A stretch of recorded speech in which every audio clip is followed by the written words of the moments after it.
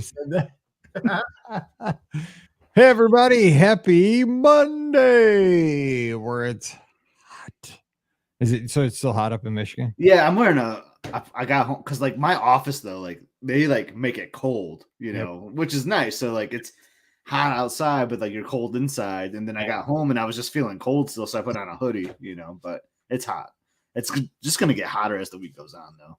Well, see, I have my hoodie on too until this now, but like I close the door to do the recordings, and then I put the lights on, and I close my vent, so I try to get the best sound quality. Yeah. I suffer for the art here. It's funny. I was today I was playing on Amazon. I was looking at potential mic booms because like if I had the mic up here, like I feel like I sound so much better. You do sound better, dude. Yeah, we need to boom. Yeah, we need to boom you. Yeah, totally. So I was looking at mic booms and like webcams too, maybe, but I don't know. Oh, you need a boom. Boom, boom, boom. Yeah, I think I would just sound so much nicer if it's like right here. Yeah, good, dude. But I don't want to like sit and hold it the whole time. I mean, I guess. Like, hey. Yeah, you're like this now when you got the boom. I mean, I guess it looks like I got the boom on me right now, but. Yeah, you need to go like this. What if I do a whole show like this? Welcome to the Be Our Guest podcast. Should I save this for Halloween? I mean, I do understand everything you're saying. So, I know. Yeah. Oh, no, that's not a good one.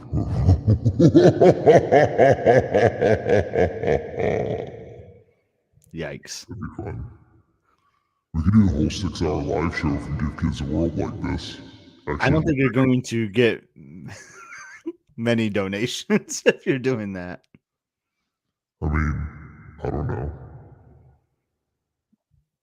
Actually, we can't do it like this because I'm not bringing this mixer to Florida. I'm bringing the version 1, and this is the version 2. I paid extra for this. What in the world, man? I don't know.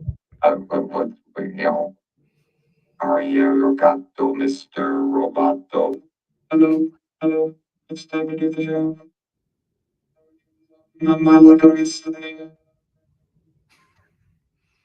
So you really just got that for your own entertainment? I did. Yeah, my dad's like, "Why'd you get that?" I don't know.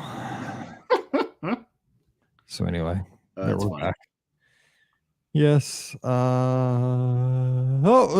was listening to the podcast and stopped when she saw that we were live. So it was like we were on Memorex and now we're here live. So there you go, Laura. I listened to some podcasts today during work today. I'm in January. We just got back from marathon weekend. Oh my gosh. And we're getting ready. We're just talking about going again. I know. Well, that was awesome, Ian. Thank you. And thank you. So it's going to be weird because like Ricky's going to be at Give Kids the World too, right? I mean, so there's going to be like 4 of us. Like that's going to be 4 of us. That's going to be kind of wild. One place at one time.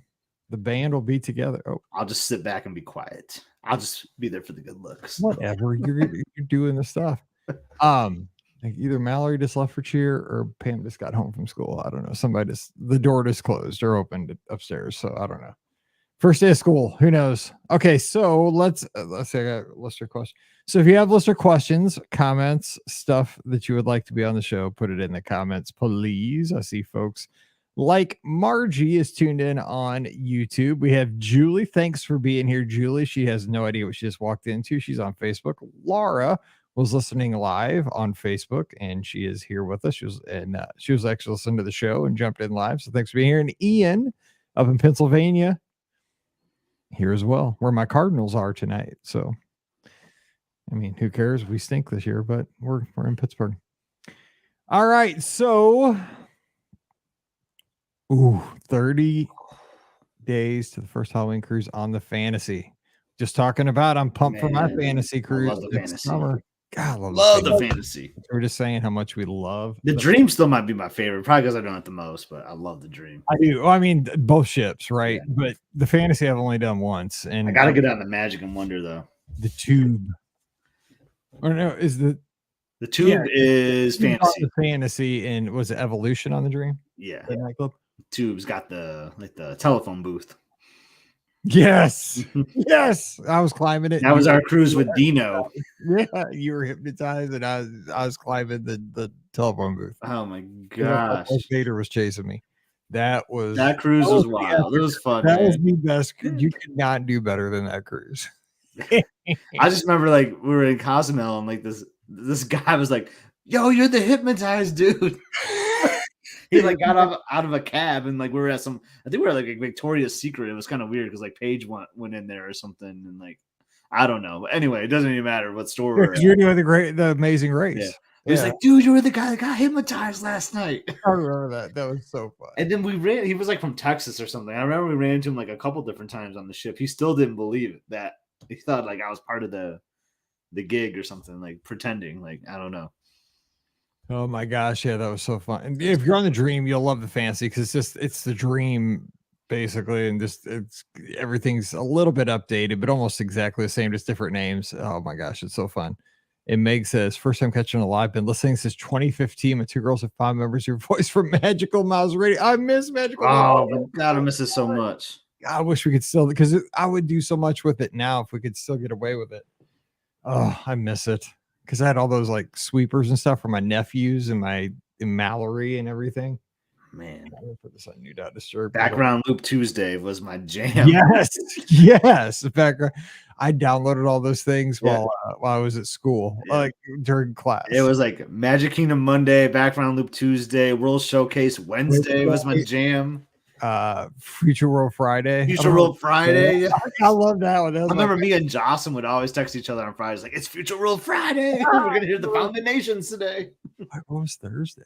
Throwback Thursday. Throwback Thursday. Yeah.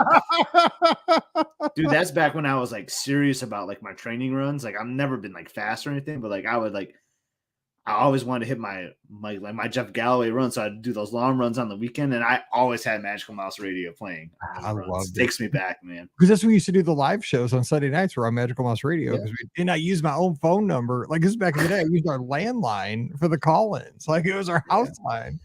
Man. Oh my gosh, those were the days. All right, so questions, comments, put them in the. We need content here for Wednesday show. So you have questions, comments. Have we ever done a themed? I've never done a themed cruise. Have you ever done one? No, I've always wanted to, like a Marvel or like a Halloween one is one I've always wanted to do. Yeah, I'd like to do Halloween or Christmas. That'd be fun. All right, here we go. So it's gonna be 2241. Here we go. Welcome to episode 2240. It's not right. It's 2300. You dummy. I was about to say because like I was just saying how I was listening to those old episodes. And I swear I just heard 2222. Yeah, and that was in January. You dummy. I wrote down because I wrote down the wrong numbers here. Yeah, that doesn't matter. I'll just say it right. Who cares? Here we go.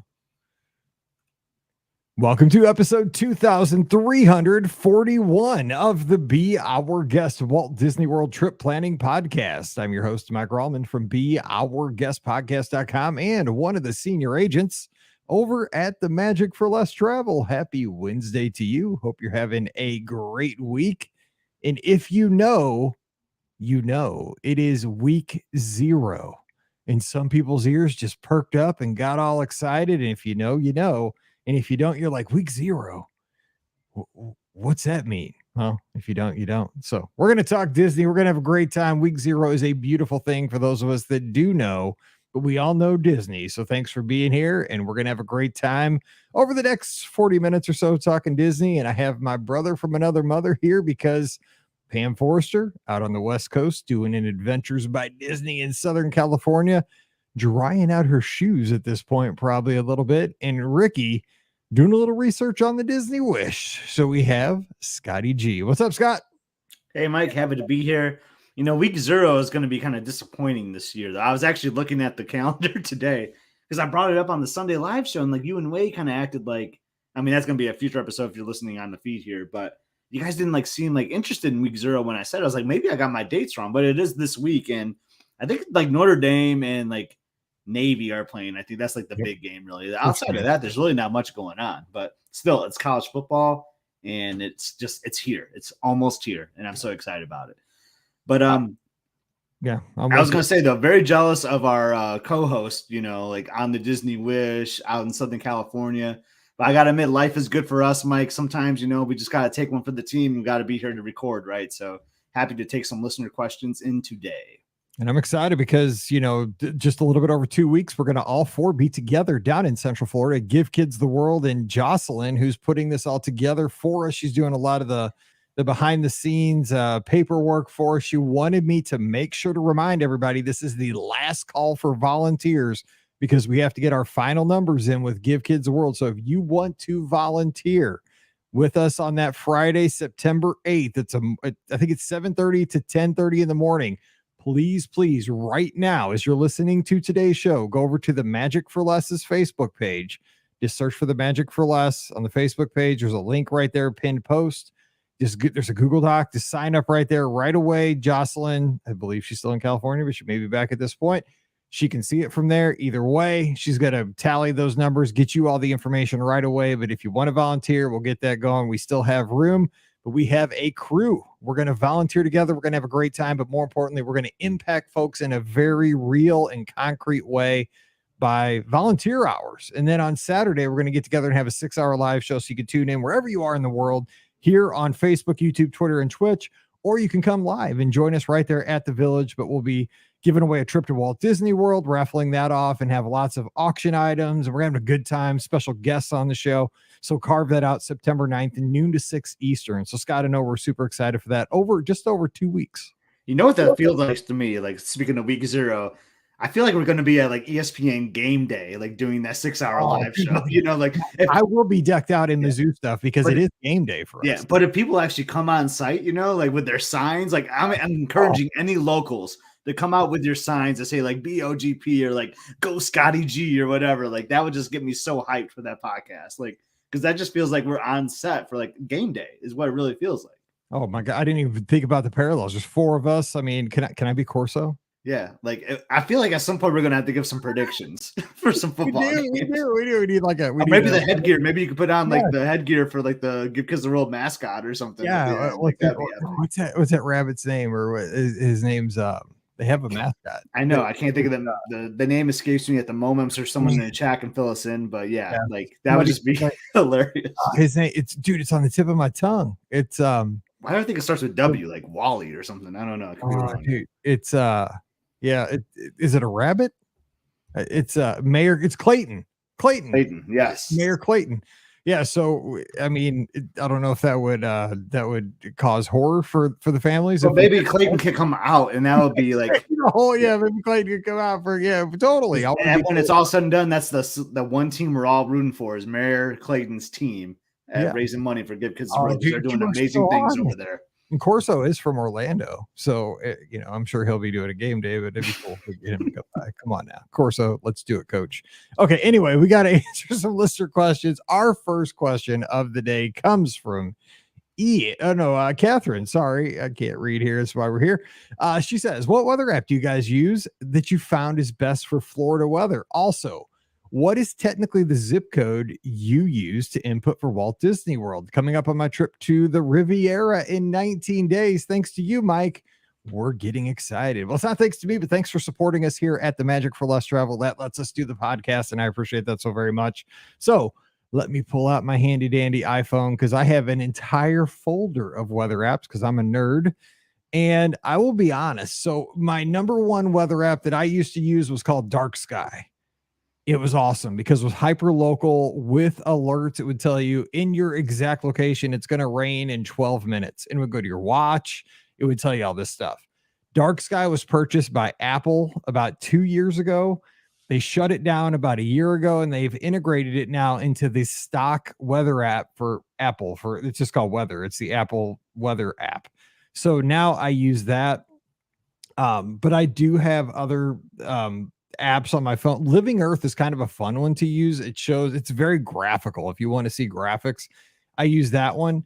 But another one, now here's one that's for the real, like if you want to see radars, I like to play amateur meteorologist on our vacations. And so I will look at Orlando, I don't think has a National Weather Service radar. I think the closest one's in Melbourne, which is over on the Space Coast. But it will show you the radar over Orlando. So you search that radar, and what happens is I like to. So the app that I use is called Radar Scope, and I think it's $20. So it's an expensive app, but I use it all the time. And I also live in Tornado Alley. So I use it at home a lot too. But it's the weather app that all of our weather people use on TV back home. I mean, it's like the end all be all radar app, and it gives you all the options to see the exact radar, all the different kinds. And so when we're in, Florida, I'm like, oh, dude, this is coming over to the Magic Kingdom. It's going to miss Epcot. It's going to hit us in Fantasyland in 7.5 minutes. I try to amaze my friends with my weather predicting prowess. So Radar Scope is a great radar app, and just the stock, since they've integrated Dark Sky, that's what I use. But Scott, what about you? What about weather apps for Catherine? So it's funny. I'm the same way. I like Dark Sky, so I actually use the default iPhone weather app now. But I still have AccuWeather on my phone. That's one I used to use a lot. I like getting like the real feels on there, which you can get that on the Apple one too. But like I always found that, with hence the name AccuWeather, I always thought that was very accurate weather. If you're just looking for simple like temperatures, dew point, humidities, things like that, like it's going to be really good for like those simple things. And it doesn't go really heavy into like the radar. I think there's add-ons for that, but the free version is pretty good for your basic weather needs. So I like that one too if you don't have an Apple device. All right. And Jody out in Cincinnati says, let's see, the cast member probably told us they use WeatherBug, and I also have WeatherBug on my phone, so I do use that one occasionally. And she says she also used Dark Sky, and so sad it's gone. Yeah, Dark Sky was super popular. But again, Apple just kind of bought it and integrated it into their own. So she also had a question about the zip code. I'm guessing that's for like shipping things to like your resort, because she mentioned being at the Riviera. So I just logged into my Amazon account to look at some old past orders to see how I do my shipping, because I get a lot of things shipped to the resort. So basically I just put my name and then I put CO, like care of whatever the resort is. And then I just kind of look up that resort what the resort address is, and whatever you can find on Google, or you can find it on Disney's website. I think the zip code is 32830 is what I've used in some of my past orders. So that's the zip I would use. Or unless I would make sure you put the resort address in there, like put your name, care of Riviera Resort, the address, and then you'll be good. I even put care of Mike Rallman, guest at the Riviera, and I put the dates I'm there. So I put guest of Riviera from, August 20th to 26th. And that way they know that way they could actually see that I'm there. And then I get the exact address. I just Google it. But maybe she was looking for the zip code for the app to type in. But I just actually, when I get there, I just hit the button that says like I'm here. You know what I'm saying? Like the location. And then for the apps, I just put Lake Buena Vista as like the city. Yeah, that's what I do when I'm at home. Yeah, totally. Let's see here. Let's see. Julie's over in Scotland. She has a question from Scotland. Destination D23 is coming up. What would your wish list for announcements for the parks be? You could have one thing, Scott. What'd you pick for the parks? Man, wish list. Man, putting me on the spot here, but tough. One of my favorite parks is Animal Kingdom, and I think there could be. It's been a while, right, since we've had some low. I feel like the parks are going these like rotations, right? Like Tron just happened, Epcot's been going through some stuff. The studios got all like the Star Wars and Slinky Dog. It's been a while since Animal Kingdom has. I think Pandora really might be the big last thing that's happened there, which is an amazing land. I love the details and everything about that land. But how about some Dino Land USA love? We lost Primeval Whirl. There's always been these rumors, right? Like Indiana Jones maybe coming to that area. And not that I'm all about like, hey, let's pile on the IP, but I think that's kind of the route Disney's been going, the last 10 to 15 years. But just doing something to that area, because as much as Primeval Whirl was kind of weird and like kind of made you sick sometimes, like it was another thing to do in that park, which was kind of nice. It always had a pretty good solid line. So something in that Dino Land US area, I don't know what, but I would love them to do something over there. That would be a hotel, especially a moderate hotel. Like throw in one more moderate. Coronado Springs, very popular. Caribbean Beach has a Skyliner. It's popular because of that. Port Orleans. And I know right now it's a little soft because you can get rooms at Riverside and French Quarter pretty easily. But I think this is one where you go with if they did like a moderate hotel theme to say Haunted Mansion, something like that, it'd be a home run. People would be crazy for the Haunted Mansion. You could have, I don't know how many people want to stay like in graveyard rooms or, the attic section of the resort, or what have you. But I just think more inventory for that moderate level. And I think they always go deluxe lately. And especially they lean into DVC, which I understand the financial reasons to lean into DVC. But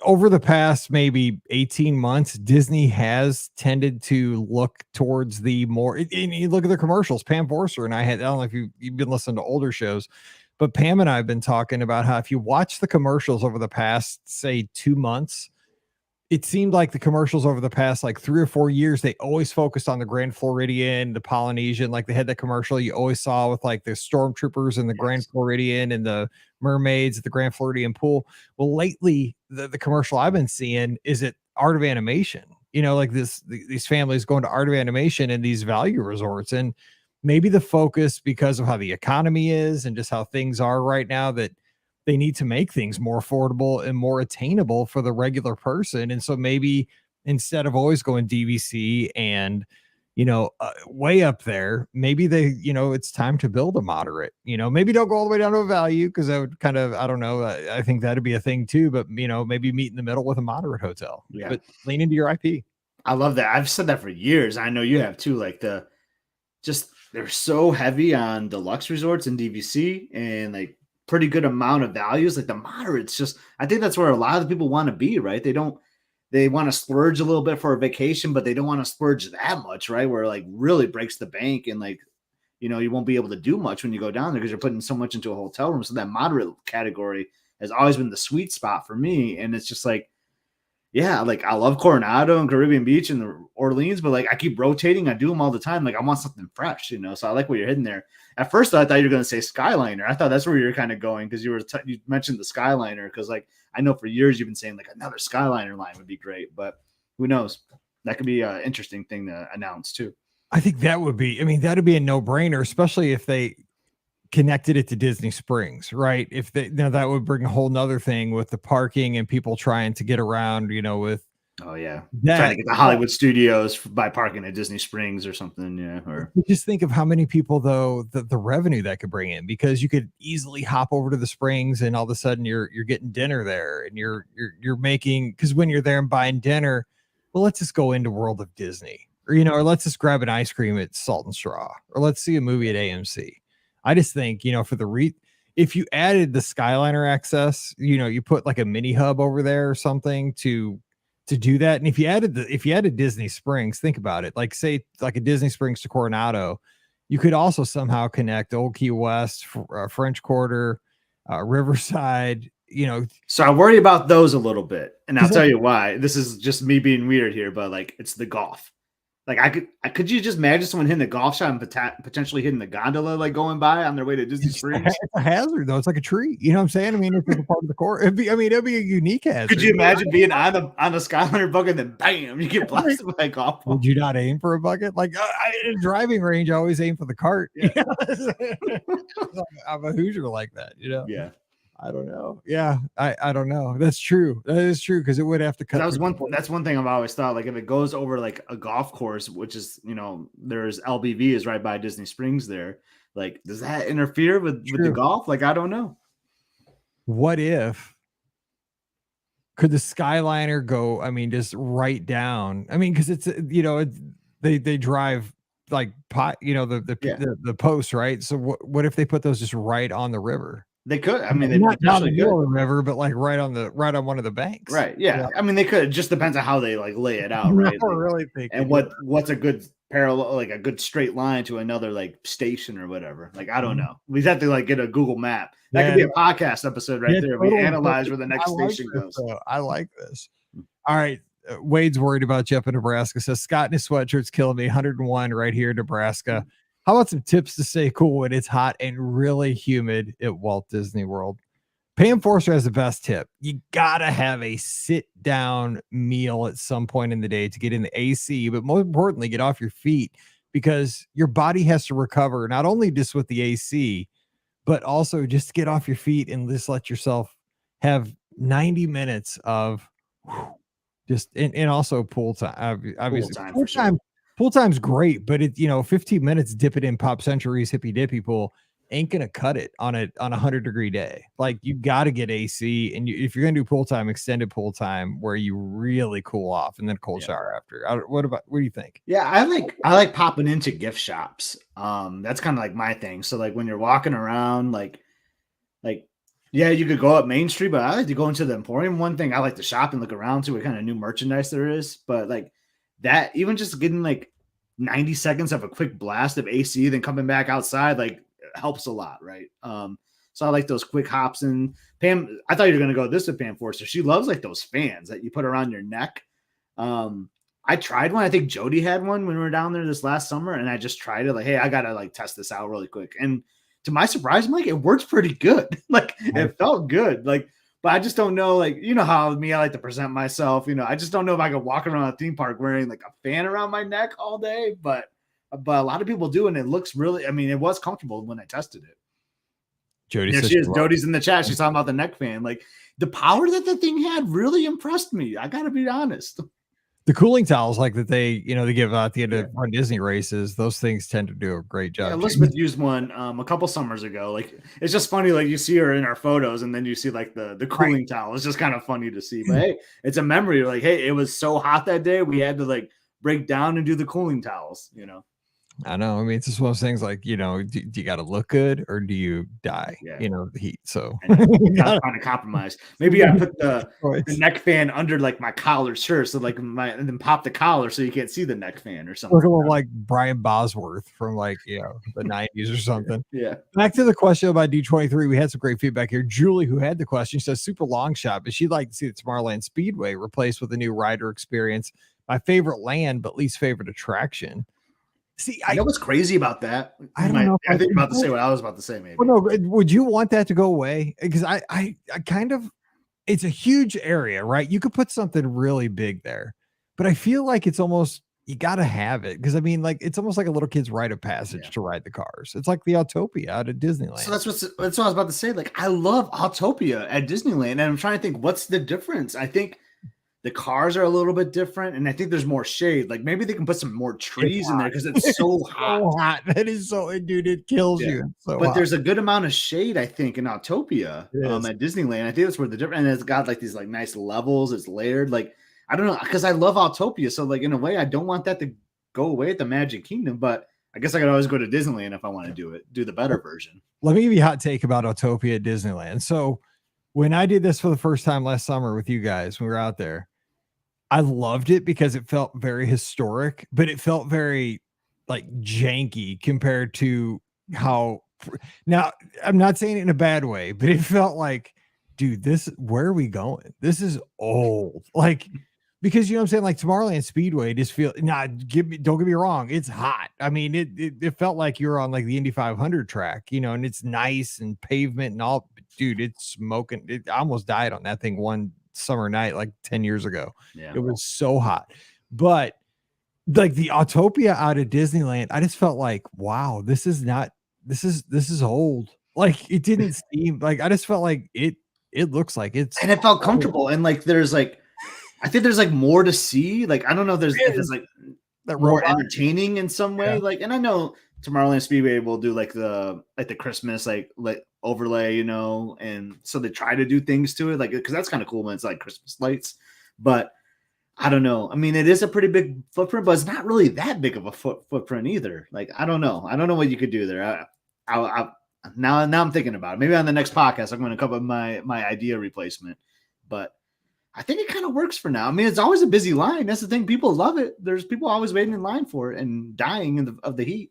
Yeah, I think that it's not where I am right now, right? But is it like I just know that when I was like 12, it was the jam to drive a car. And I think every kid, maybe not every kid, and I think that this demographic has changed a lot from my generation to today's generation because like Mallory's dying to get a license, like she is dying to, but like even some of Paige's friends. Paige is 26.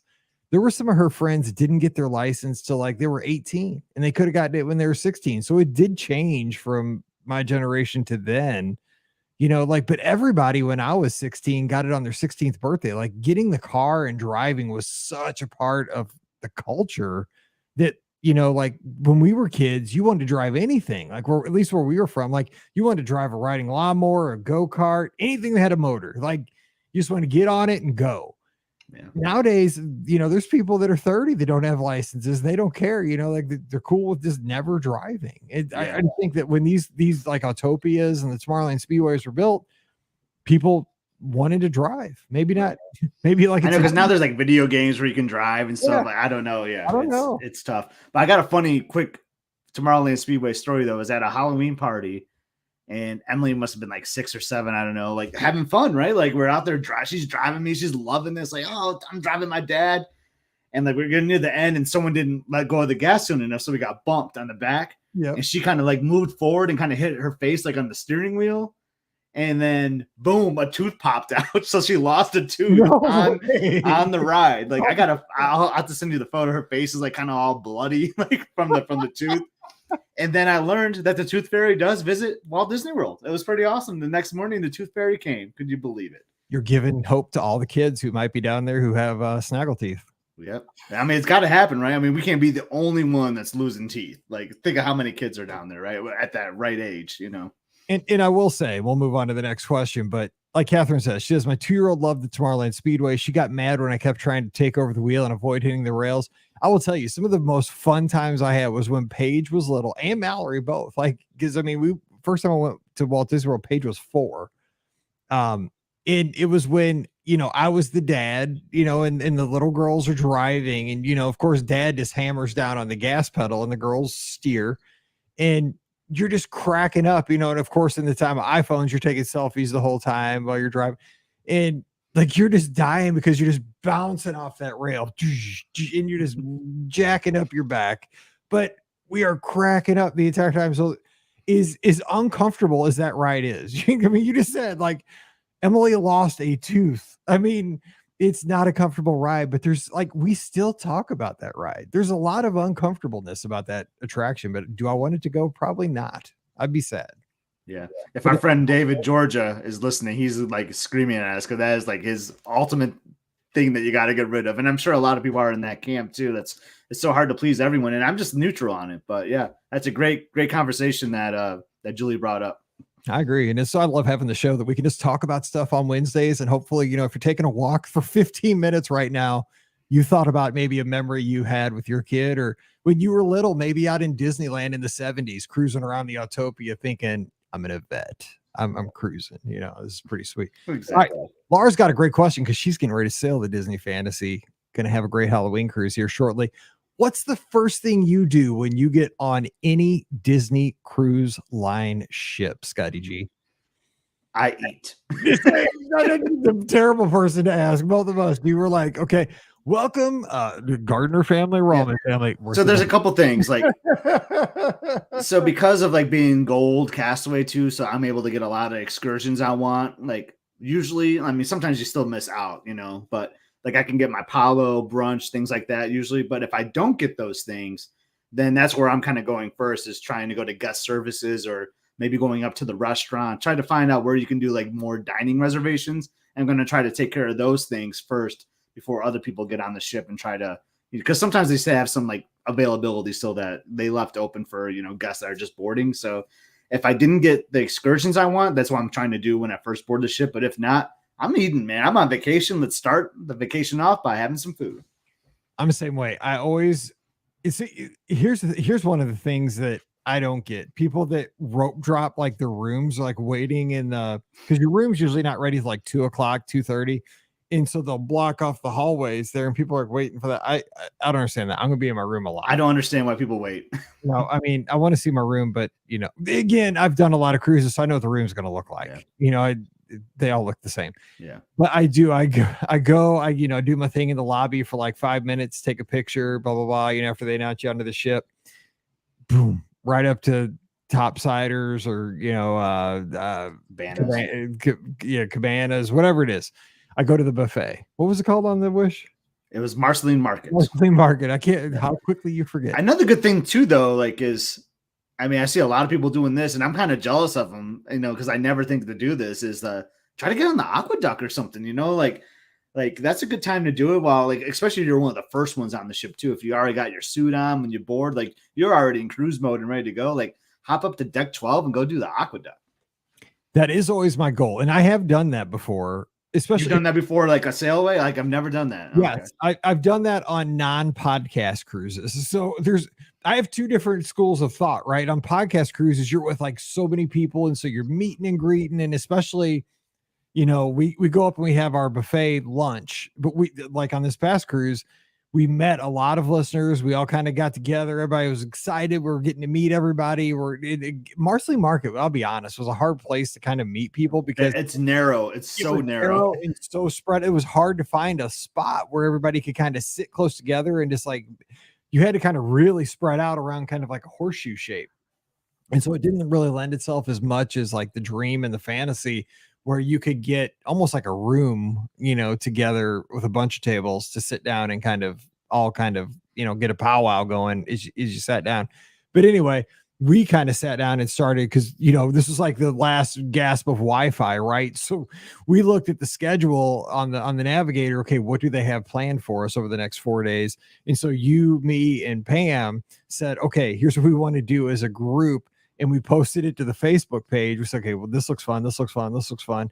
Okay, we put it out on the Facebook page where we had Wi-Fi and kind of finalized the schedule real quick over lunch. Then we kind of moved into the sail away, the party up top deck, and stuff like that. So that's kind of what we did. Now, when I'm by myself, I do exactly what you just said. On my carry-on trunks, I have them in my bag. We eat lunch, and then we go straight to the aqueduct and get in a ride before sail away and do that and swim. And it's a great time. And then, then the room's ready after you get your aqueduct ride. It's 2:30, 3 o'clock. Go to the room, take pictures, change into your sail away clothes, sail away, early dinner. Boom, the cruise is going. That's usually how it goes. It's a great strategy. I love it. Oh God, I can't wait till July. I wish I was on a ship now. I want to be sailing. Not that we're jealous of Ricky right now, but she's sailing away right now as we're speaking. Okay, so Francois Norbert, again, I don't know if it's Francis or Francois, but I always go Francois here on the show to make him sound fancy. This came in the inbox, but he's here joining us live on Facebook. So this was a great one, and I was so excited to get this one because this is so tough, because it goes back to one of our shows we did about a month ago, Start Venture Trade. And this one, I got this one in the inbox, I think about 24 hours ago, and I'm still debating it, and we got to take it right now because it's here. So Start Venture Trade question for you guys: the PB&J shake from 50s Primetime, Old Fashioned from Enchanted Rose, or margaritas as you're finishing a Run Disney race? So you got to start one, bench one, and trade one. Wow. Scott, I will let you just won the flip, so you can either defer to the second half or take the ball. What do you want to do? You can go first or second. I'll go first. Okay. I'm going to start. I know who my starter is. Man, this is really tough. Actually, it's really down to two for me. But I am starting my margarita as I finish a Run Disney race. There's nothing more traditional for that than me. I've never not finished a marathon at Walt Disney World. Well, that's where all my marathons are, but I've never finished a marathon. Actually, I did one at home. Remember when I did like the mile every hour during COVID, the early days of COVID? You were drunk. That was so crazy. Was that during COVID? Yeah, it was like April of 2020 when I did that. Because a coworker of mine couldn't. That was his crazy. Marathon got canceled, so he wanted to do something unique for charity. I told him, "Hey, I'll chip in. I'll even do it with you if you want." So I did like a 3.1, and then every hour after that, I did 1 mile until I got the 26.2 or the 3.2 to start. Anyway, I did finish that with a margarita as well. Elizabeth made a margarita, so when I hit that final finish line, she had a margarita for me. So anyway, it doesn't get any more traditional than that for me. So I have to start the margarita while finishing the marathon. And then, do you want me to go with my? I'm going to trade the PB&J shake. I don't care much for that. I mean, I like it, but I'm not as in love with it as you are, Mike. So I will be trading the PB&J, and I will sadly have to bench my Old Fashioned at Enchanted Rose. Yeah, see that. So I'm the same way though. There's nothing you earn harder than that margarita at the finish line for the marathon. I mean, you've just given 5, 6, 7 hours of your life and 6 months of training, and dang, that thing tastes good. I mean, that is the sweet taste of victory. So I'm starting the margarita at the finish line of the marathon. I am going to bench. So I guess that's my middle ground there. The PB&J shake from 50s, because I love that sucker and I want to keep it handy. It can be there just in case. And I guess I have to trade the old fashioned. I like the old fashioned a lot, but it's kind of the newcomer in high value. But sorry, buddy. See what we can get for you over to Chad Bros. So I mean, pretty valuable. You might get some good prospects there. I'm just saying. it's like the Cardinals. You might get a ABC commissary buffalo sandwich for that. You never know.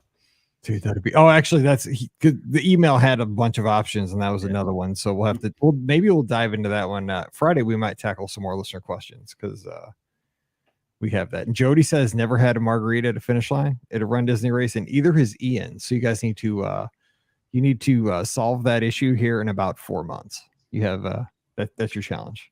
And shout out to Sean, who's currently right now at homecoming as listening to the show. Had the famous chicken and mac and cheese. He says, OMG, how good is that chicken? So good. It's good. It says, glad I listened to you and swapped out the mashed potatoes for the mac and cheese. Scott, you that's the comment I want to hear, because the mac and cheese is where it's at for me at homecoming. That's better than the chicken to me. I could just go up in there and get an old fashioned and a mac and cheese. And then now that he's loaded up on carbs and homecoming chicken, he's headed to Epcot for Joy Fatone. Dude, I believe Lance Bass. The time of recording is a Monday. That is not a bad Monday. Like Sean's having a good day. That is not a bad Monday. Okay, I think we can get into the inbox for this next question. I mean, we're 35 minutes in and just hitting the inbox. We apologize for that, but we have a great audience here live tuned in. We appreciate you guys so much. It says, good morning, Mike. I discovered your podcast back in May as I was looking to satisfy my need for anything Disney as I counted down the days for my next trip in what is now just 10 days away. Even though I've only listened for a few months, I've consumed about 2 years worth of content in that time, and I can't get enough. I want to thank Pam, Ricky, and Scott, and especially you, Mike, for making a Disney an everyday part of my life instead of just 4 to 5 days when I get to visit the parks every year or two. How kind is that, Scott? I mean, somebody that takes the time to listen that much to our show. Thank you. We appreciate that. That's really kind of them to say. That's awesome. John over in New Jersey, by the way. So we appreciate that. My question is, what time would you recommend getting to the Magic Kingdom for Mickey's Not So Scary Halloween party? My fiance and I will be attending the party for the very first time and hope to enter the park at 4 when we are allowed to enter.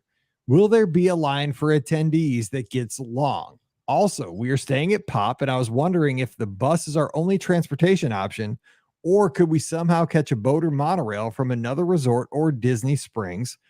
We have a leisure first half of the day, so looking for a fun way to get to the Magic Kingdom. Thanks again for all you do and being incredibly and uniquely you. Thanks. And says, P.S. would love to have a weekly Impressions Day Scott segment where Scott gives a hot / thought of the week, Disney related or off topic. So look at that. They want a what's this called? A Impressions Day Scott. Dude, Impressions Day Scott is awesome. If anything, that's going to be a Instagram hashtag where maybe I just give a random thought on Instagram. Your fans have spoken. Impressions Day Scott, man. I love that. I'm writing it down. There you go. Impressions Day Scott. I like it. With a DE. Okay. Yeah. So let's tackle the question. First of all, John, very kind. Thank you. And we're glad to have you along. Please always be a part of the community. We're glad to have you here. You're going to enjoy the first Halloween party. It's awesome. I can't wait to hear your impressions. Email us back when you get back because we want to hear what you think. Can't wait the impressions to show up on the yes, impressions to John and impressions to John Day and Jay. But so the crowds have been very high getting into the party. So I'd say I would try to shoot to get there at like 3:45, just because if you want to be in it but that's my personality, right? I just hate to be late for anything. I'd try to be at the front of that group. So I'd try to be there at 3:45 if I want to get in there and on time and just, be there. I don't know, Scott, what would you say? If they want to be in at 4, get there early. Yeah. If your goal is to be in there at 4:00, I would even say like 3:30, because it gets backed up. Like it gets long lines. I think that's actually when most people show up, is right at that time. So, because everyone wants to take advantage of that time, right? Like the party starts at 7, but I can get in with my ticket at 4. So A lot of people get there right at 4, so I would even shoot for 3:30. I'm very confident that they're already going to have that section kind of like roped off, because how they do that, they kind of split the Magic Kingdom entrance where one side is like day guests, because day guests can still come in at that time, and the other side is the hard ticket. So they'll have that ready and stationed, ready to go, so you can just kind of queue up.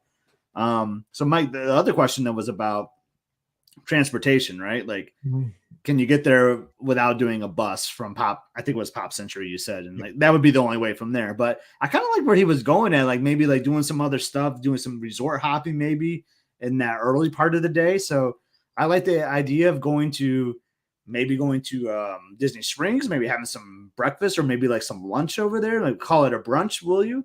Do some touring there, and then take a bus over to maybe the Grand Floridian and hang out there, do a little resort viewing, do a little shopping, maybe get a little cocktail if that's something that you like, and take the boat over. I just love boat transportation around the Magic Kingdom. Take a boat over to the Magic Kingdom, maybe like around 3:00, so you can get there by 3:30 so that you can enter for the party. That's what I was going to say. I was thinking the same thing, do Disney Springs in the morning, early afternoon, end up at the Polynesian, the Contemporary. Contempo Cafe has some new items on their menu. They have a really good looking chicken sandwich that I love chicken sandwiches. Me too. And this thing looks smoking good. And I don't think I hope that's around when we're there for Gift Kids the World, because like now I feel like that's going to be a meetup right there. I keep saying that, but we're there for like a blank, right? I know. When are we going to have? I know. Maybe right before. Oh no, because the show starts at noon when we record, right? So that's going to be hard to do before. Yeah, I know. I was like, dang, because there was a chicken sandwich, man. I saw it like maybe if someone wants to get one and drop one off while we're recording. Yeah, I know, because that thing looked really good.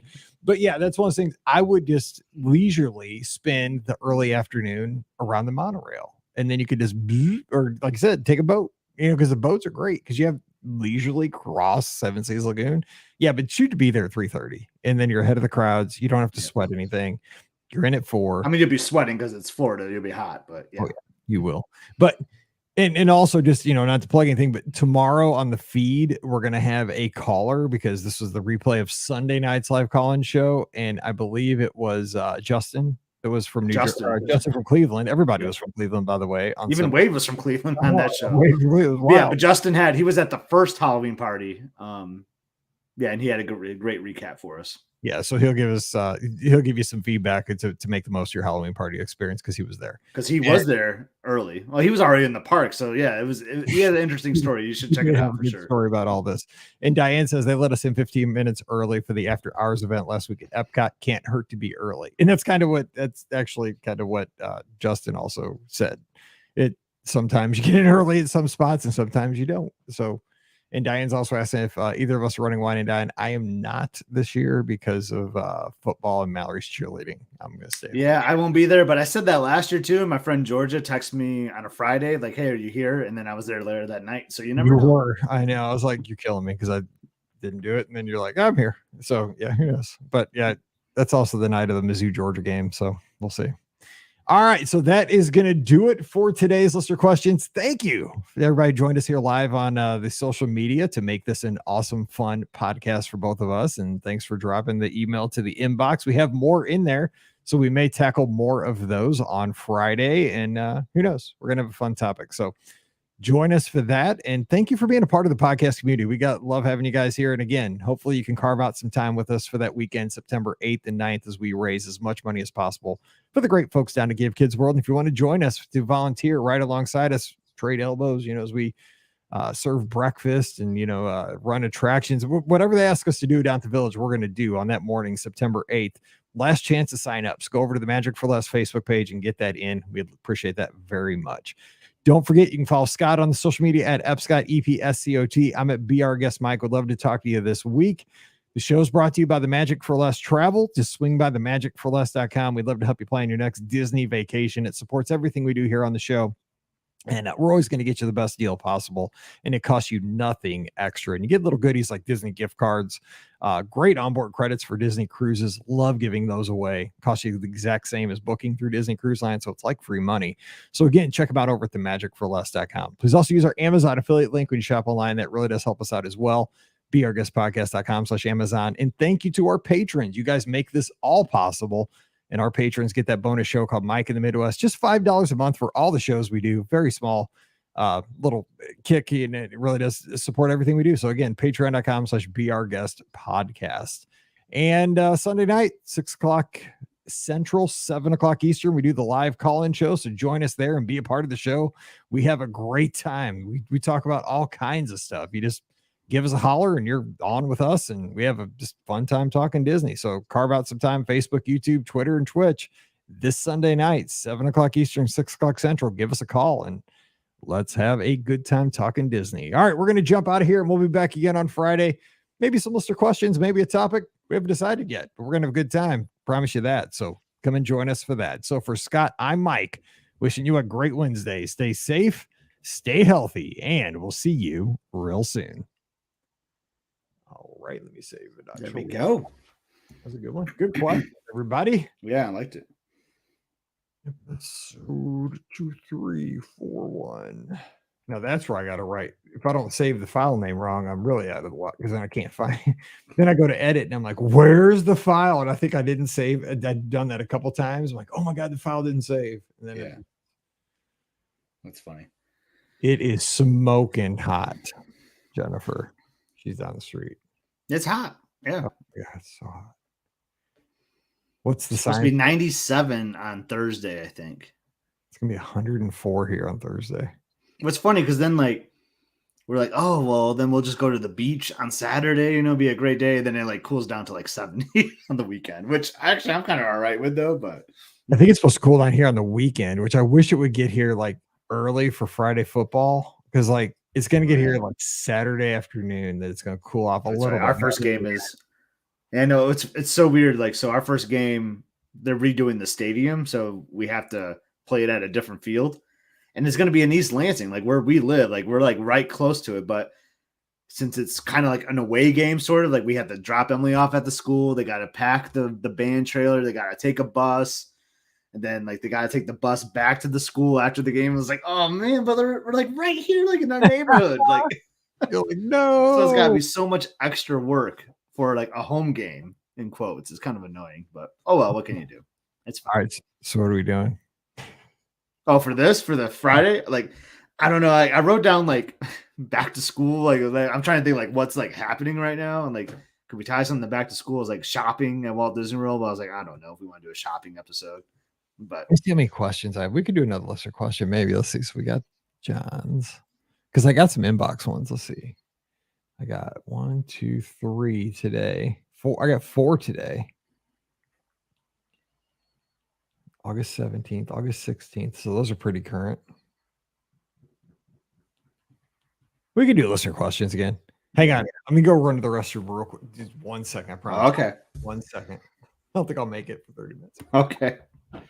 I'll be right here. Thinking about how I'm going to do Impressions Day Scott's. That could be a new Instagram handle even.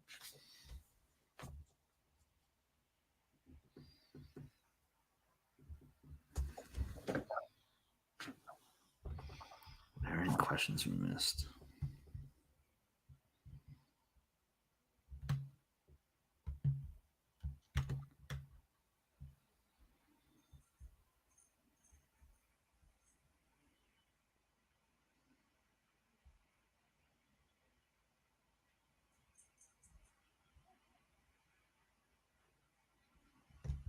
Oh, Kevin, I don't think Mike talked about your question about how awesome it would be to have a Haunted Mansion themed restaurant. That would be pretty sweet.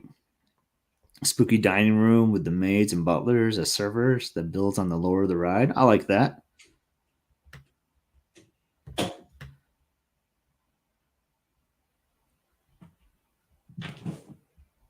It'd just be kind of funny to go in there and it's all cobwebs. Who are you talking to? What are you talking about? There was a comment that we didn't talk about. So where was it? It was Kevin. He was talking about I think it was when we were talking about the D23 idea. It was what if they had a Haunted Mansion themed restaurant or something? And I was just thinking you walk in and there's cobwebs all over the place. I mean, it'd be kind of cool, but that would be cool. It'd be very dark. Maybe you have an organ player in the corner that's kind of a ghost, some live music, live organ. I don't know. That would be fun.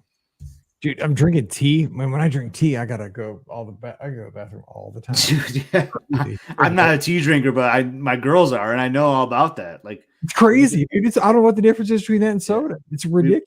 we went to McAllister's on Saturday night, and the two of them, like, because they love their sweet tea at McAllister's, and they were just like constantly the rest of the day. It was It's kind of funny. ridiculous. I don't know why they did. I don't know what the difference is. Like they're both just caffeinated drinks, but I'm telling you, man, it's like nonstop.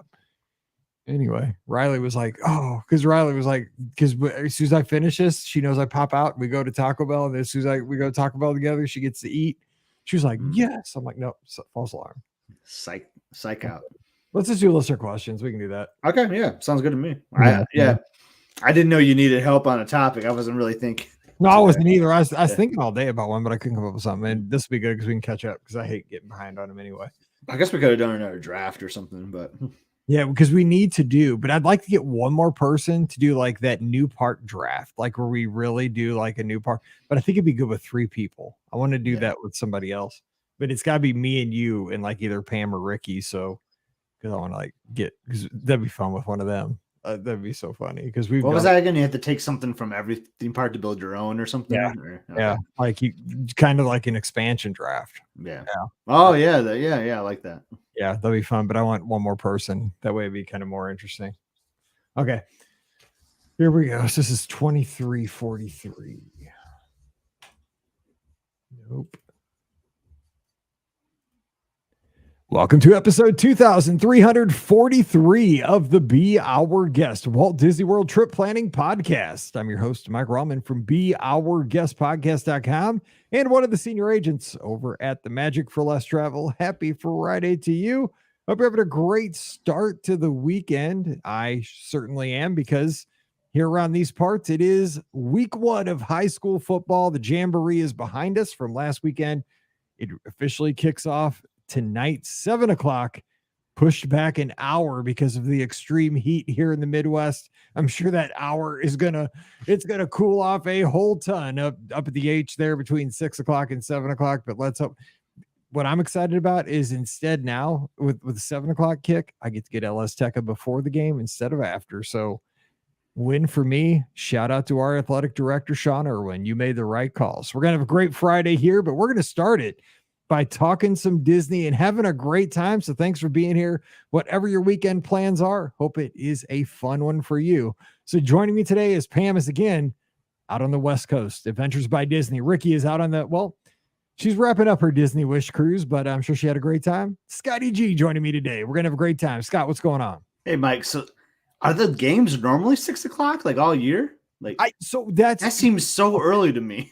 Yeah, our games are always at 7 o'clock last year, every game. And then the schedule comes out, about 3 months ago, we see it and all of our home games are at 6 o'clock. And so we're just like, it's a typo, right? Somebody just like didn't shift the times or something. Nope. They're all at 6 o'clock. We don't know why. They moved all of our games to 6 o'clock. It totally screwed because if one thing, I do everything at the same time. Do I eat the same lunch every day at 11:30? I'm like a creature of habit.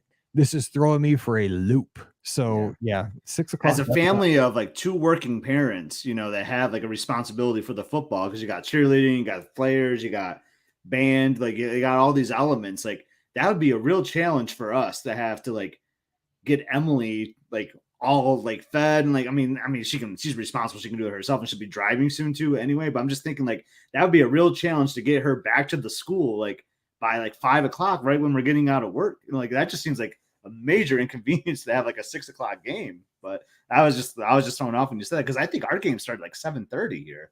But yeah, well, the good news is that the athletes do stay on Fridays, like they don't come home because the booster club like buys them, like they get dinner from the local restaurants. Like it's a big deal. Like, so at the football stadium, they'll say tonight's dinner for the football team is sponsored by B Halls and our Walnut Grove restaurant. Yeah. And I'm telling you what, these athletes that are the varsity athletes, so the varsity cheerleaders of the varsity football teams, they eat like kings and queens. So when we were in high school, because I played varsity athletics, you just brought you ate like a candy bar and like that's what you ate before your game. And then if you were lucky, again, I went to Taco Bell after my little MGB and would eat like a dozen tacos because they were 49 cents. We didn't get any of that. I mean, these kids are spoiled, but I mean, they do like after practice, they have like a run through, they practice and all that. I mean, they are there from 6 o'clock in the morning until the end of the game. So they do need to eat, but I mean, Crazy. they're kind of spoiled. So Yeah, a little bit. lucky. I mean, they're living the Yeah. life, but yeah. So the 6 o'clock game, at least I'll get my Dairy Queen an hour earlier after the game because we do Dairy Queen after the Friday night game. So I do like Friday nights. I get football, Mexican food, and a peanut butter parfait. So life's good. There you go. You're a man of routine, and your I am. routine's about to come back. Yeah, Pam's always like, "What do you want from Dairy Queen?" PBP. Every once in a while I'll switch it up and get a Blizzard. That's when I'm living dangerously. So you never know. If it's like the Children's Miracle Network week or something, where they raise money, I'm like, for the kids, I'll get a Blizzard. Anyway, let's have fun. And so do you guys do anything this weekend though? I mean, we got a little football here, but I know you guys we got our first game. So I think I was telling you in between shows, or like after the last episode we recorded, that our stadium is being refurbished right now, logo change, everything like that. So it's not quite ready yet. So our first home game is going to be at a neutral site, which is the town that we live in. So it's just kind of funny. So we just can't drop her off to the stadium for the band. Like we had to go to our school. They had to load up the trailer for like the percussion equipment and all that, and take the bus over to one town over, and then they got a bus right back. I mean, that's going to add like another hour of time for me, basically. I mean, but it's Friday night, right? It's school, it's football, marching band. I love the marching band. So it's going to be a good time. We're looking forward to that. I'm worried about the heat as you are, though. But this weekend's going to cool off, though. It's going to be in the 70s this weekend. So definitely going to get another round of golfing because I'm going to be out of town the following 2 weekends. I'll be with you on one of those. So that's going to be awesome. And it should be feels like it's going to be like the wrap up of the summer kind of weekend because like Labor Day is right around the corner. Isn't that crazy to think? Isn't it kind of funny though? Because like you're talking about the heat and our cool weather isn't getting here till like Saturday night. Like the heat warning is still going to be on. I think for Friday, they had to push the game back for an hour because of the heat, anticipated heat. And it's one of those things though with high school football is that this time of the year here in the Midwest is like the first game is always just brutally hot. But I know by the end of the season, you're in the stands and you are freezing. Like I just remember one game last year, like my toes were hurting so bad that I could hardly stand it. It was so dang cold. And it feels like the season goes so quickly. So it's just one of those things, and it's, with Disney, we're obviously jumping in here, like, it's the Halloween season already, but before you know it, it'll be Christmas. We'll be running marathon. I mean, it's going to go this time of the year. Just, goes so fast. We're back to school, most places of the country. And if not, you'll be back in a couple of weeks over, the Northeast. And I mean, it's just life in general, even like summer. Like, I just don't know like where the summer went. Like I look back, like we had that great, amazing trip right in the middle where we had a park and land stay, a land and sea stay, but like, where does summer go? Like, I just don't get it, man. But happy to be talking Disney. Like this makes working all day, fun, because now we get to talk about Disney. We have all these things and experiences to look forward to. So happy to answer some more listener questions to wrap up the week. Let's tackle them, and hope you guys don't mind a little talk at the top of the shows. And we like to just talk life. And now let's talk some Disney. So Amy's got a question here. Love the podcast, and thanks so much for helping us book our upcoming Disney trip, Michael. Thank you, Amy. Appreciate that so much. We have a Halloween party booked one night and are planning to arrive at 4 o'clock. We're considering going to Animal Kingdom that morning just for a couple of hours to get some of our favorite rides in. If we do this, will we be able to buy an individual lightning lane for Tron that morning to use between 4 and 6? I don't want to waste time in a virtual queue at the Halloween party. Also, if we have Genie Plus that day, can we book Magic Kingdom rides with return times between 4 and 6? We won't have park hopper tickets if that makes a difference. Thanks so much, Amy. Okay, let me break this down. Okay, so they're going to be at the Halloween party. They're going to get in at 4. So they will not have a Magic Your Way ticket for the Magic Kingdom. Because when I'm reading this, sometimes I'm because they don't have a park hopper. So they don't have their ticket's going to be Animal Kingdom. Yeah. Yeah. Okay. So they don't have. Yeah. When I'm reading, sometimes I can't think about this all the way through. So going to Animal Kingdom that day. Okay. So they're wanting to get an individual lightning lane for Tron to use between 4 and 6.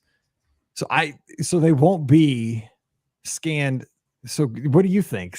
They're not going to be able to get that lightning lane because they don't have park hopper. So their ticket shows like a 1 day, like a single park ticket to Animal Kingdom. So since my Disney experience is going to think they're at Animal Kingdom, they wouldn't be able to get purchase that lightning lane because there's no way they could go to Magic Kingdom. You know what I'm saying?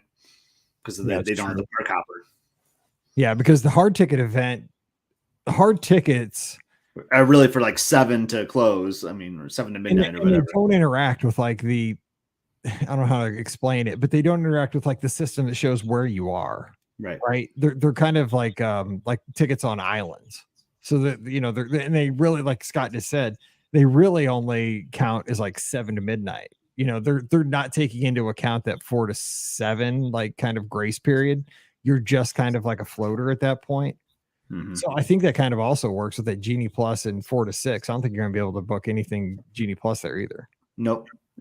It'd be different if you had the park hopper now. And that might not be maybe that's something you want to consider. I know, like, because buying into the individual lightning lane has costs, upgrading to the park hopper has costs. So that's something you'd have to consider how valuable it is to get that for Tron. But not having the park hopper, just the system isn't going to recognize that you're going to possibly be there from 4 to 6 because it thinks there's no possible way you can with just the single part ticket.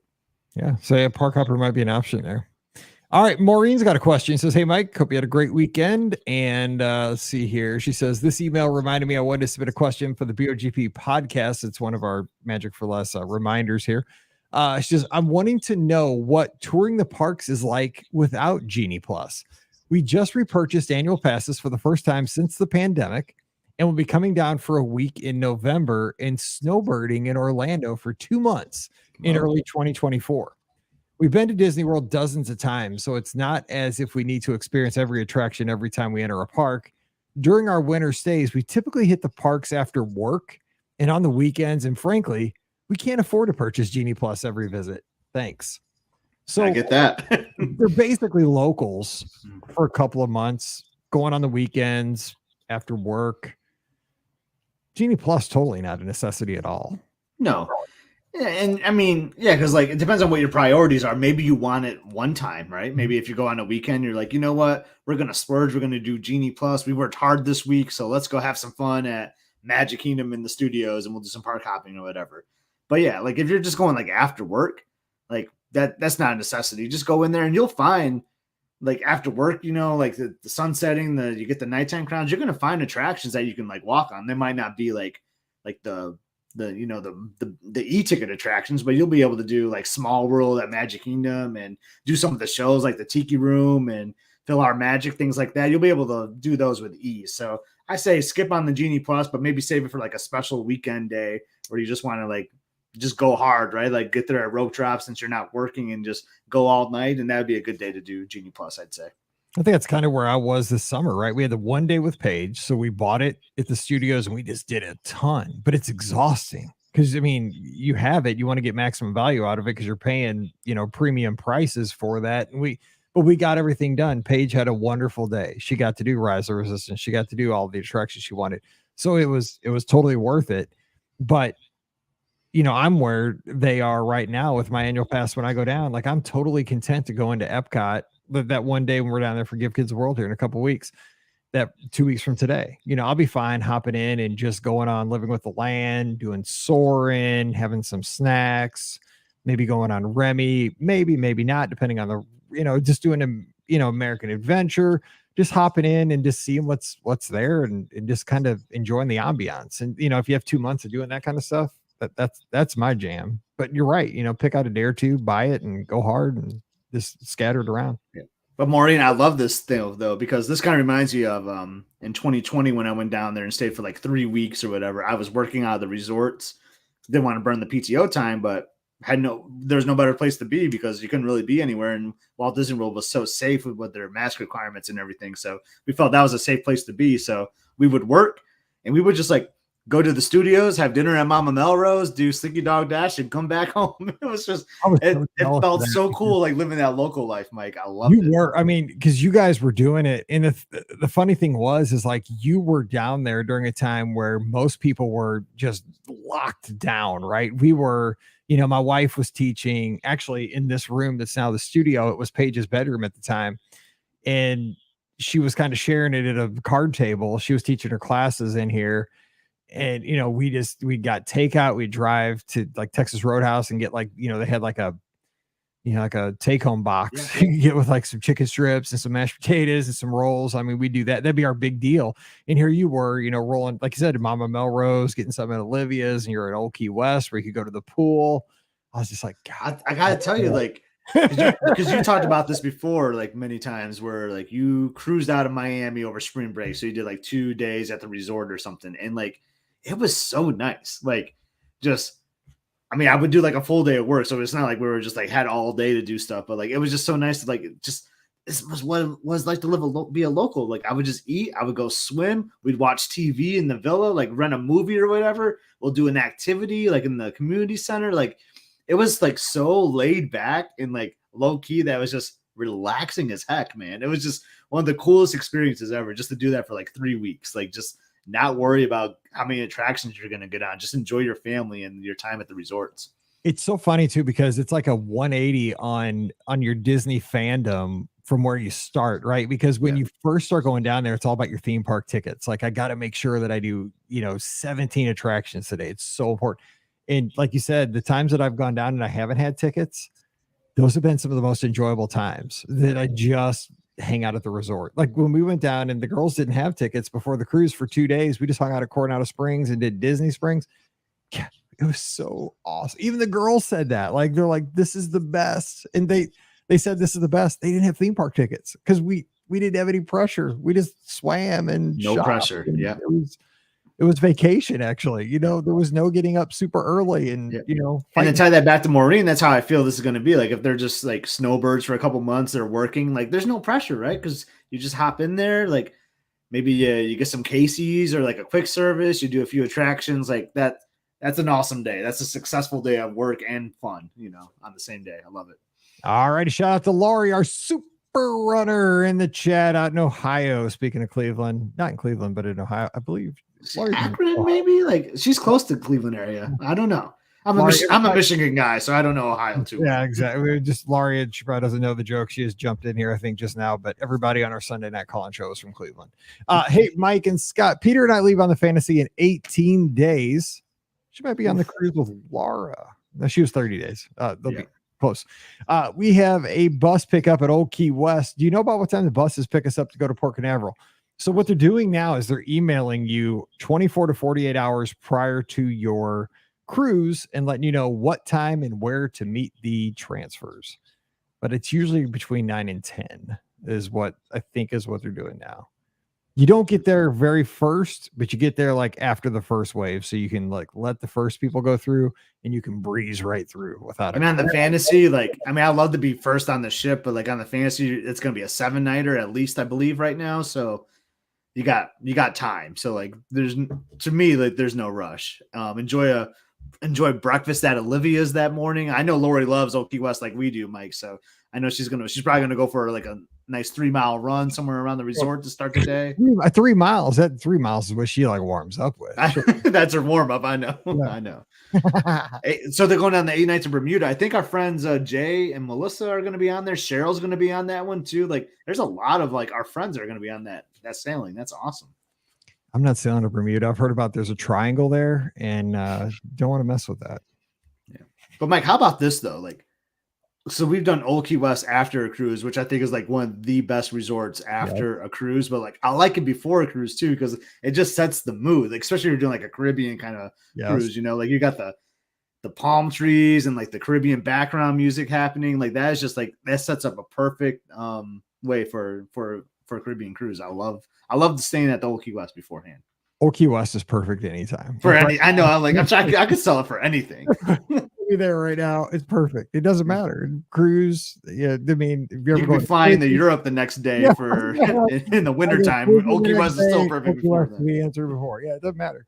Let's see here. We have a question from Octavio. Thank you for being here on YouTube. What's the best time? Full week at Yacht Club in February or March of 24 to book a trip to avoid race crowds. Okay, so in February, you want to avoid, I think it's the third weekend is Princess. So you'll want to avoid that. And then the deeper you get into March, the more you're going to hit spring break crowds. So it's the first 2 weeks in February are going to be the best because you got President's Weekend too, which is usually a pretty busy week. Yep. So President's Weekend will happen before Princess. So I like those first 2 weeks, like around the Super Bowl time. You know, I've been there for the Super Bowl too. It's been kind of interesting time to be there. So I like those first 2 weeks in February would be my hot spot because that's before the spring break crowds like you were getting into there, Mike. Yep, I concur. All right, Michael's got a question. Hey, BOGP team, I have a question about Jollywood Nights, which I just saw one of them sold out today as we record here early in the week. My family and I are considering booking this event, but have noticed that 2 of our favorite rides are not included in the list of open attractions for the party: Toy Story Mania and Mickey and Minnie's Runaway Railway.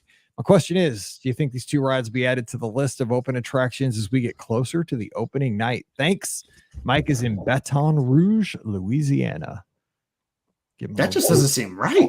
Like, why would those not be open? When I read that, I'm like, why would Mickey and Minnie's not be open? Or Toy Story Midway Mania? Like, get out. That's not even like I was thinking staffing, right? But I mean, there's not even, that doesn't seem like a huge staffing ride. Wow. I would get, here's the thing. This is Pam Forrester in me. Like, sometimes I channel Pam Forrester because I've been around her now for 15 years plus. She would say, book the party if you're comfortable with these 2 attractions not being open, and then be excited if they are. Like Scott just said, I cannot imagine if you're paying for a premium event at the studios, these 2 attractions not being available, because they are just they're right there. I mean, there could be times a day where it's not, like if they're going to do something on the theater maybe or something, you know, like if there's going to be a special thing. So it could, like, and there will be for you're right, for the Mickey. Because I was thinking Jollywood Nights does have something on there. Yeah. So it could be like a limited things there, but like Toy Story Mania, like, really blows my mind why that wouldn't be open. But you make a good point, right? And there's so many like extra activities. Like, that's kind of what you're paying for with these hard ticket events. I know everyone has like a different, you know, need for when they go to these. Like, it might be, I'm going to do the attractions because everyone might be doing all the other things, right? But there's going to be so much entertainment and things to do. Like, as Mike said with his inner Pam, I like how you worded that. If you think there's still value in what you're paying for without those two gone, definitely pull the trigger and go for it. All right, Nato's got a question. Hey, Mike, I'm headed down to the world the last week of August, staying at Coronado Club level. We have no business staying club level, but oh well, LOL. I like the way you think, Natalie.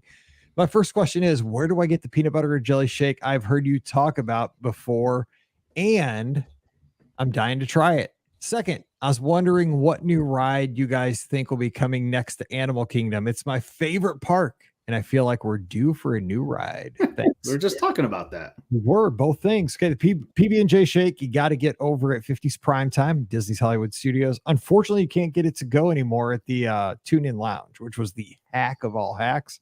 You got to do a sit-down meal there, so get the ADR. It's not a terribly difficult ADR to get. Good news is the meals are not super expensive, and they're very good, and it's a fun atmosphere. So plan a meal there over at 50s Primetime Cafe. You won't regret it. What about? Can I ask you a question about that real quick? So there is another PB&J shake we're aware of. Yep. Now it's not as good though, right? As 50s, right? Because 50s is like sets the high level, right? It's not too much behind it. It just looks different. You talk about the one over the fountain, right? The fountain, right? Yep. Mm-hmm. So if you don't have a theme park ticket, is kind of where I was getting at, or you know, you just want to do something quicker, you can't get in the 50s. The alternative would be to go to the fountain at the Swan and Dolphin. I can't remember which one it is, but either. Yeah, I know. I always get those mixed up. That's why I would just say at the Swan and Dolphin. I know I got everything covered. I think it's the Dolphin, but as soon as I say that, somebody just gonna be like, it's the Swan. Yeah. So go to the fountain over there if that's if you can't get in the 50s.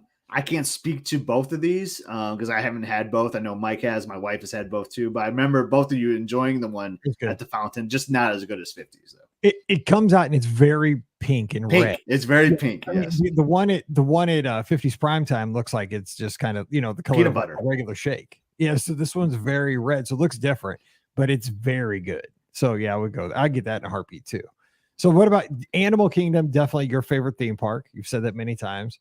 And you said, I think on Wednesday's show that you would like to see them do something with Dino Land. Yeah. It's just, I don't know what the attraction is. I mean, it's, if you consider like dinosaur, then it is a big footprint, but I'm thinking more like in the Chester and Hester's area. The thing is though, Mike, like I feel like I want to get rid of that, but like You've been with me before. Like I kind of like the carnival games. But do you want the Zootopia thing that's rumored to come there? I mean, is that I've never seen. Again, I'm not a movie guy, so I don't even know. Like, is that something that jazz you up, or would you rather them skip that and go something different? I kind of rather have them do something different. I like Zootopia, but like, I don't know. Like, what I really would have liked is that Moana thing they're doing at Epcot and Future World. I would have loved that at Animal Kingdom. Like, I think that would just made so much more sense to be at Animal Kingdom. Moana like boat ride too, something that was like more extreme than just a slow like I don't know, like the thing in Pandora, like something fun.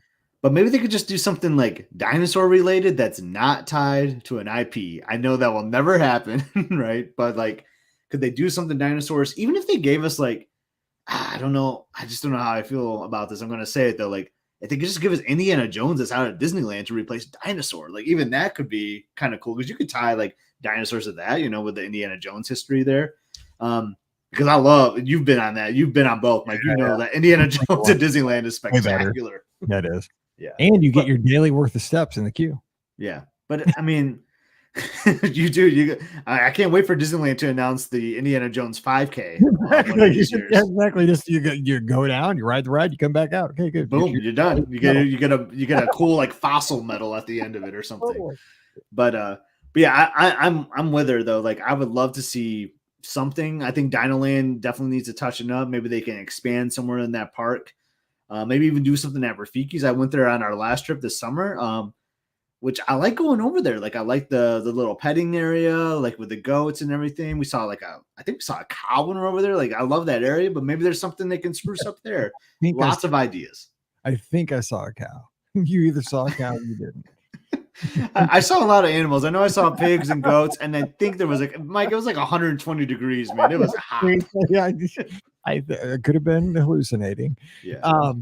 You know what Rafiki's Planet Watch needs, though, is it needs some PR. Like, nobody knows it's back there. It is a great experience, and the train is awesome. I bet you if you asked, so a lot of, one of the things with social media, and they did this with like one of the teams did this with like their schedule reveal or something about 6 months ago or something down in Nashville. Some team. Oh, you're talking about the Titans. That was fantastic. Yes. Yeah. So they did something like that. But if you went like and did something like that at the Animal Kingdom and said, does this park have a train to just like guests that are there right now? Where would you, here we go, a little betting. Where would you put the like percentage wise? Where would you put the over under kind of on like regular guests? How many like regular guests? So take the pass holders out, maybe. Just you walk up to this, up to 10 people. How many do you think would know that there's a train at Animal Kingdom? Less than one. I think it'd be like 9 out of 100. Like 9%. I was going to go. Call it 10%. I think 1 in 10 would know there's a train. That's so crazy. You think that's high? I would say, because I'd say you're bound to hit like at least 2 pass holders out of 10. Yeah. Like you're sampling. I would say. But I got a great story for you. Speaking of that trip that we made the Rafiki's, so we get on the train, and we go over, we get off, and there's a gentleman that's asking the cast member, like, he was like, "So this is Asia, right?" And she was like, "No, this is Rafiki's Planet Watch." He was like, I thought this was the train to Asia. So he thought it was more like a Magic Kingdom train that kind of took you around the park for a different stop. So he thought he was taught. I mean, that's what it is at Disneyland. Yeah. That's what it is to Magic Kingdom. I would think that is not like. So then he was told like, "Oh no, just stay on the train. We'll take you right back to where you were, and then you can walk to Asia." And the look on his face was just kind of like, "Oh, okay." Like he's like, "This is not what I thought it was going to be." Which to your point, like I don't think a lot of guests know that. They don't even know there's a train. Then they get on the train and they think it's going to take them somewhere else. How did I get to the cow pens? Yeah. Where am I? Yeah, totally. Yeah, no, that is interesting though. So again, hit us up on the social media this weekend. How many are we wrong? I mean, do you think more people know that there's a train at the Animal Kingdom? I bet you. I know because like when we run the races, you always run over the train tracks, and you're very much reminded that there's a train because you run along the train tracks in every Run Disney race. You're always backstage at Animal Kingdom. But you just rode the train, but I haven't been to Rafiki's Planet Watch probably in a decade, and I have not been. And that train is so cool, the sideways train. I love it, but I haven't done it in a decade. I need to fix that. All right, you should. I do. But again, one day, this time when I'm down. But you got to go to Animal Kingdom. That's how you fix it. No Mike. problem. And I'm going to Epcot to get that. I got to get that. I'm going to Epcot in a couple of weeks because the festival, that's going to be my only shot at Food and Wine. So not my favorite festival, but like still got to go. Yeah. And I'm going to get that thing that we watched get made while we were there this summer because there's a Black Forest version of it for the festival. That was the most entertaining hour I ever had in Epcot. Do not let me, because we're going together. Do not let me stand there for an hour because I only have a half a day the whole time. So I can't afford that. Would be time well spent for me, my friend. It would. But I only got 6 hours. I can't give an hour to that this time. We had days that time. Okay. Francois, okay, he had that question for us on Wednesday, but he actually expanded it out with the start bench trade. He had a few other for us in the inbox. So he says, hey, BOGP crew, several weeks ago, you made an episode based around the question I asked during a listener question episode. It was the infamous start bench trade question. I enjoyed that question that you came up with for the episode so much that I thought that I'd submit 2 more for you and the team. So he has pulled pork grilled cheese sandwich at the ABC commissary, a pub sub, on your way to Walt Disney World, or the Croque Madame. So we got the grilled cheese, the buffalo chicken grilled cheese from the commissary, the pub sub on your way to Walt Disney World. He knows us. I'm about to say this guy listens to the podcast, Mike. Dude, killing me right here. Killing me. This might be Grumpus for all we know. Could be Grumpus. Exactly. Putting the pain to us right now. The Croque Madame over at the Riv. Okay, so you got start bench or trade. So you going first? I went first on Wednesday's show, so if you want to go first. So, God, man, this is really hard. This is a tough one. I will have to. I got to start my grilled cheese, my buffalo chicken grilled cheese. That's my favorite, man. I have gone to the studios, got that, and left. Like that is the only thing I've done in the park multiple times. So I'm starting the buffalo chicken grilled cheese with my steak fries over at the commissary. Bench. Man, I guess I'm gonna. Man, that's hard. I'm gonna bench the pub sub because that dang thing. For one, it was just so great that I was eating something so wonderful in a grocery store. And for the love of God, the thing could have fed a small family. It could have fed 8 people. That thing was the biggest sandwich that I'd ever had. And the Croque Madame, I love that thing. It could kill you. I know when I'm eating it that it's taken at least 6 months off my life every time I eat one of those things. It is so good, but it's got to be just so unhealthy. But it's so good.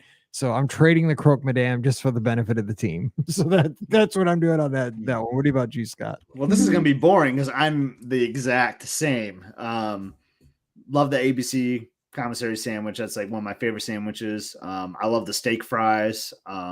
That little buffalo sauce, just so good. The reason I'm going to train the Croque Madame is because I kind of burned myself out on it once. Believe it or not, I haven't burned myself out on the ABC sandwich yet. But there was talking about like working at Walt Disney World at the resort and like being like a local. So there was a trip where we stayed at the Riviera where I worked for a week, and that was my breakfast every day for like 7 days. So I think it's like when you kind of discovered it too. I may have introduced you to that one. I can't remember. I had it like 3 or 4 days in a row one time when I stayed at Crippen Beach. I'd run. Yeah, I think that was the same trip where I was in the river because you stayed with us the first night at Riviera. Yeah, I had it 7 days in a row, and breakfast isn't my favorite, and breakfast isn't my favorite meal. So I had it a lot. And out of these meals, like breakfast is my least favorite, so I'm gonna trade that one. I'm gonna bench the chicken tender pub sub because man, that thing is tasty. That is so good. I actually follow a Twitter account that tells me if it's on sale. That's so Twitter account that says, "Is the pub sub Twitter? Is the Publix chicken tender sub on sale?" Maybe I got the rental car booked for us, for in a couple weeks, maybe get a pub sub too at some point. We have to because we're going to be off property anyway, going to Give Kids World. Yeah, that's in a Publix. Yeah, it will happen. So either before the Lions game or maybe that Saturday somewhere. Maybe we take it to the airport with us, put it in our bag or something. Like I don't know. Like we'll get one. Don't tease. Okay, he's got one Maybe more. we do all three on this next trip, and we like hop to the studios and get our sandwich. We do all three of these on our trip.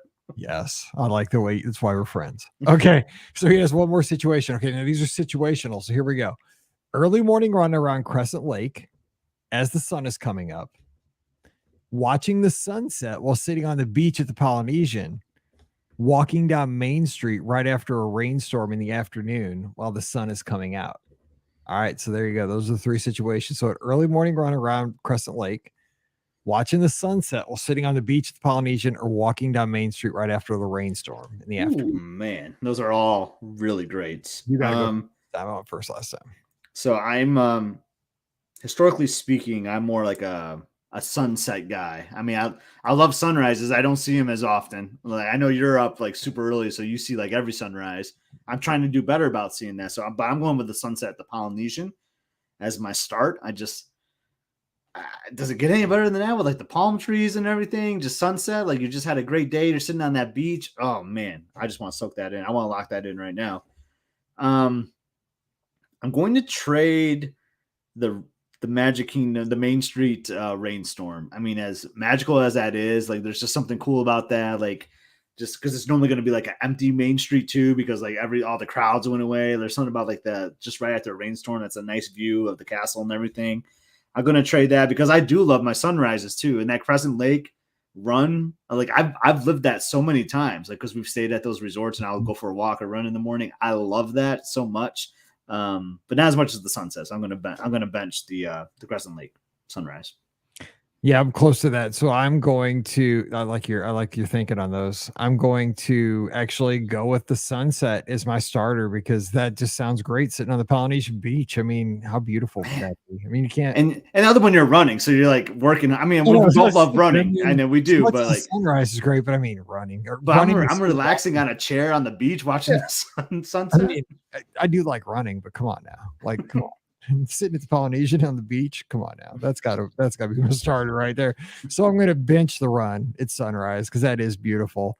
And I know run like Main Street after a rainstorm sounds great, but the word is I heard Main Street afternoon rain. Also hear it's humidity.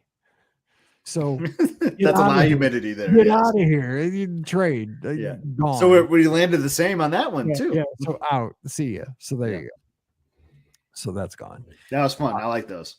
All right. And I think we have one last question here. And it says Crystal Palace question for the man who definitely should have a picture hanging in Crystal Palace because he's legendary at this point. Hello, Mike Pamberg and Scott. I'm going to Crystal Palace in October, and we have an 8 a.m. breakfast reservation. I am curious as to when they will let us into the Magic Kingdom. We would love to take a picture or two before breakfast. We are just walking over from Bay Lake Tower, so I wasn't sure if you knew what time they will let us start walking down Main Street. Have a great day. Livy from Wheaton, Illinois. So I guess the Magic Kingdom is, so they got an 8 a.m. ADR, and I'm guessing the Magic Kingdom is not open maybe until 8:30 It's probably like a 9 a.m., 8:30 to resort guests is probably what I'm thinking the situation is. Resort guests, I would guess, yeah. Yeah. So, I mean, so back in the day, remember, Mike, they used to have like a dedicated line almost for like the early breakfast where you can like kind of bypass everyone that's queuing up. I can't speak with 100% certainty if they still do that. I have to imagine they do if they're having these early reservations. So, I mean, I would leave if you're at the Contemporary. We were talking about this on Wednesday's show, like trying to get early for things, kind of like the Halloween party. I would almost leave the Contemporary at like 7:15, walk over, maybe get there around 7:30. Yep. And talk to a cast member, explain like, hey, we got the 8 a.m. And I think they would let you in right at 7:30. And then you can, I mean, other people that have Crystal Palace or be our guests. There's other restaurants that are open for early reservations will be on Main Street, but it will be really empty when you go do that. Yep. My goal would be to be at the touch points at 7:30. Because even if they don't let you in at 7:30, you're going to be right there at 7:40, whatever. And you're going to get 10 minutes on Main Street with very few people. Yeah. Because they're going to be cool. It's a cool moment. Yeah, it's Cinderella's Royal Table too that will be letting people in. So and people doing tours are going to be going in there, Keys to the Kingdom, other tours. Let's see. We have somebody. Ashley says they didn't have a special line for us. We had an early reservation over Thanksgiving. But either way, I mean, they're going to make sure because they're going to have somebody out there with the iPad checking your name, your confirmation number to make sure that you have an ADR so you can get in. And yeah, so I'd be there at 7:30 because again, you can't get in early if you're not there. And they probably will. Good information from Ashley because I have not done one of those early park ones since 2020. So I remember that they used to have like a dedicated line, so that's good to know. And again, thanks to Ashley. She says they let everyone in with more than enough time. So there you go. Have the phone camera ready and enjoy that meal. Like I love Crystal Palace's breakfast. I mean, it is just awesome. I love the characters. Everyone's in there laughing, having a good time. I think the spread on the buffet is good. When you agree, Mike, that spread is really good at breakfast time. That is a good breakfast. It is so good. Great way to start it. We apologize that there's no more soft serve at breakfast. Hopefully they'll still let you serve your own soft serve because that's my hack, man. Like they got rid of the Pooh's French toast, but what did they have instead? They had churro Mickey waffles. Oh God, I had at least 4 of those things. Put a little vanilla soft serve on top of that. That is a delicious item right there. Those suckers were so good. Churro. I mean, think about that. Just listen to what I'm saying. Churro Mickey waffles. I mean, God bless it's America. Worth the price of admission to the Magic Kingdom. Not just the price of Crystal Palace, the price of admission to Magic Kingdom just for that item. Yes, it is. So have a wonderful time and let us know. And let us see. We want to see your photo on Main Street. We want to see that walk up to Crystal Palace with a pretty empty Main Street. That's a pretty cool memory. Yeah, we're a family here. We want to know. We do the show because we love talking Disney, but we want every person that listens to the show to have the best trip ever every time you go down, because it's all about having a great trip every time, whether it's a race weekend or you're going down for a party, you're going to be snowbirding for a couple of months. How cool is that? I just love that we all go down for different reasons. Sometimes you go to take the grandkids. Sometimes it's a honeymoon. So it's a solo trip, whatever, going to a couple of days for a cruise. We all go for different reasons, but man, every time can be such a fun time.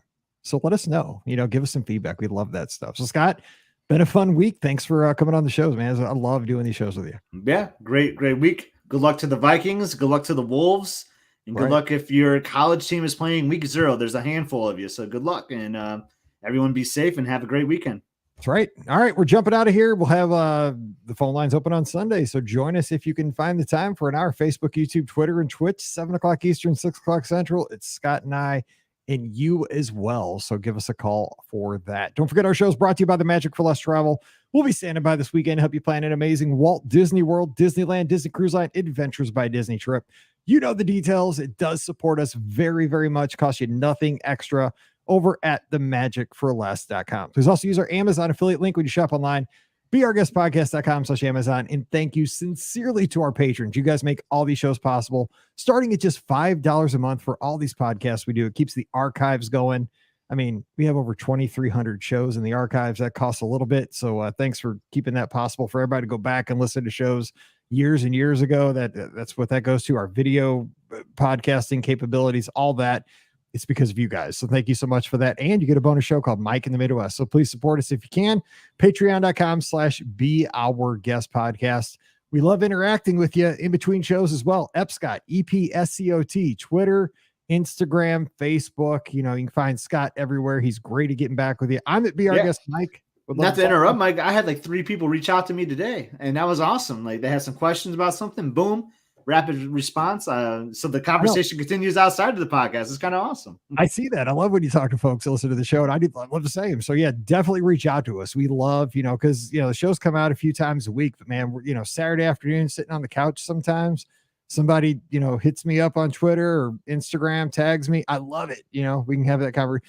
I don't always get back to you right away within an hour or two, but I will get back to you within like a day. I'm always on there when I can. So please do reach out to us, give us a follow, and let's talk. All right. So have a great weekend. For Scott, I'm Mike, wishing you an awesome weekend. Stay safe, stay healthy, and we'll see you real soon. Good stuff. Awesome. That's what I was going to tell you before we went live. Like I had 3 people ask me questions today, which I thought was kind of cool. That is cool. Happy to help. Look, dude, you got to do impressions to Scott. I mean, impressions to Scott, man. I didn't even see that when it came in. That was like a PS at the bottom. That is so funny. At first I thought it was going to be like, he needs to do an episode where Scott breaks down every scene impressions de France and like rate them or something. We should totally do that. That could actually be a fun episode. Now that I think about it, though. That would be so funny. Mm. Let me say this. We always talk about the where are they now? Like, where's the family that got married? I hope the old couple is still kicking it. I mean, that's a 40-year-old video, though, There's Mike. no way those people are still kicking it. There is not a chance. Those because they'd be like 120. Because I bet you they were 80 in that. The kids that liked the little dessert or whatever. Yeah, Yeah, exactly. I mean, those kids probably weigh like they're probably me. They probably weigh like they're overweight because they just like eating sweets all the time. I didn't like pastries. No, we should totally like Mystery Science Theater that thing kind of thing. Talk about it. That'd be That's so fun because we could do it with the video. Right? Oh my God, Yeah. we totally got to do that. Yeah, so I got to write that down. Okay. Awesome. Well, have a good night and tell the girls I said hello. We'll do. Tell Mallory we say hello and Pam. I hope she had a good first day. Both of them. I got to find out. I'm going to edit these things and head upstairs. All right. All right. I'll see you, bud. See ya. See ya, All right. everybody.